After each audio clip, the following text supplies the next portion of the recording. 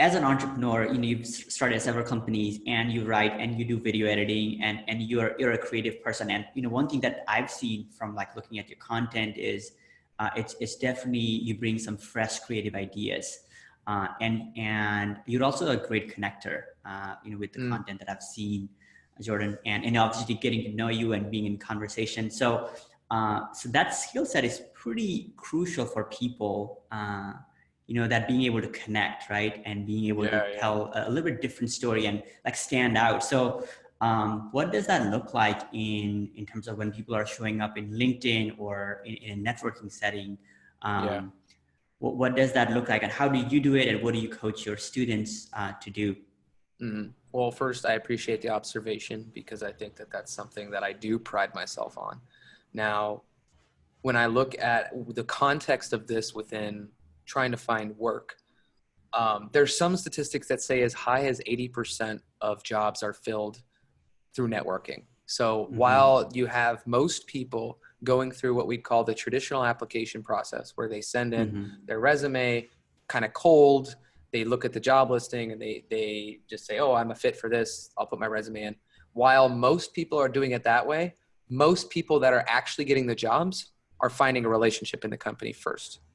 So now what we're looking at is how do we do this, what might have been physical networking before, where maybe you go to a career fair, right? Do you remember going to career fairs? Did you ever go to any of those?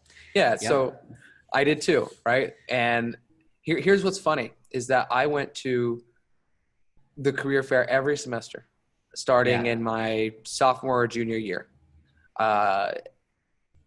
And I was building those relationships. I'd see those people all the time. I get their business cards, do this. But the first job out of college that I got with IBM was because of my relationship with my professor. And he put in a good word for me. IBM wasn't even at the career fair. So you have to realize that the career fair and the symbology of the career fair is like, hey, here's what's available to you.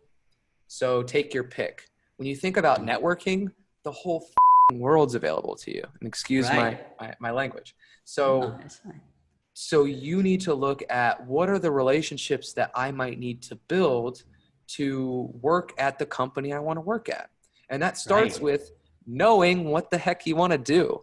People have this very murky version of what they want to do remotely. And I hear a lot of people, I'll do anything remotely. I'll do customer service. I'll do sales, do marketing. I'll do this, I'll do that. It's like, no. The first thing to do is decide what it is, decide if remote work is right for you. And there's certain questions that I ask my clients to kind of go through that process. And then it's like figuring out and targeting what specific role you want to do. Then it's looking at companies, and then it's starting to connect with people either at those companies that are doing the job, or people that are just doing the job in general that you already may know. So leverage your current network first, because within your current network, you have so many second and third connections that those people know, and they may be willing to introduce you to. Right. No, that's super important. Just like spending some time to really think about, what you want. And a lot of people don't do that. And once you do that, it's just a matter of, giving yourself some time to really connect with these people. So what does that look like? Let's say there are two sides of things. One is more of the internal, like internal director or manager. Those might be your second or third connection. And there's also recruiters who are living in the LinkedIn space. So what's your suggestion in terms of like, how do people initiate those conversations, like the icebreaker?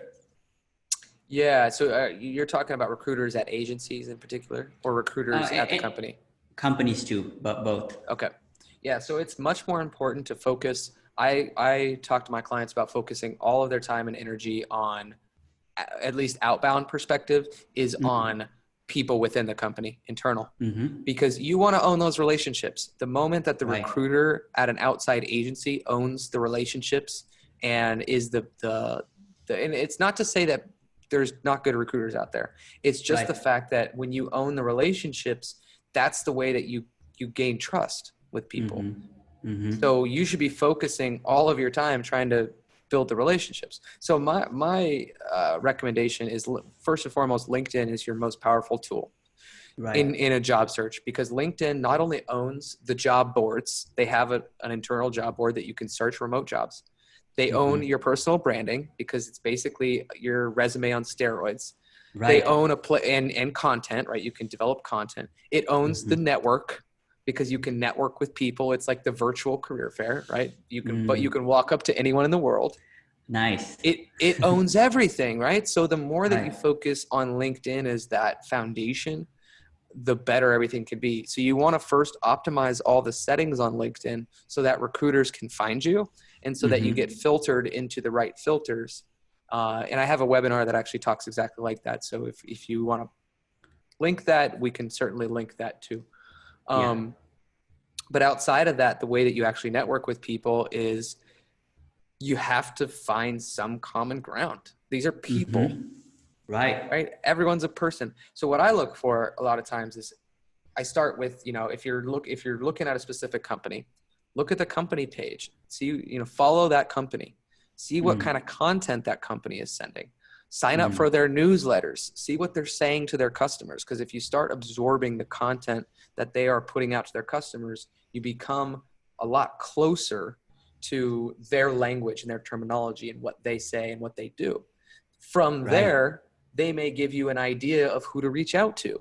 What happens in some of these companies, they'll feature an employee. Like I've seen so many LinkedIn pages feature different employees at their company. So they have like a whole article written out there. And what you do is you engage with that post, and then you can go connect with that person.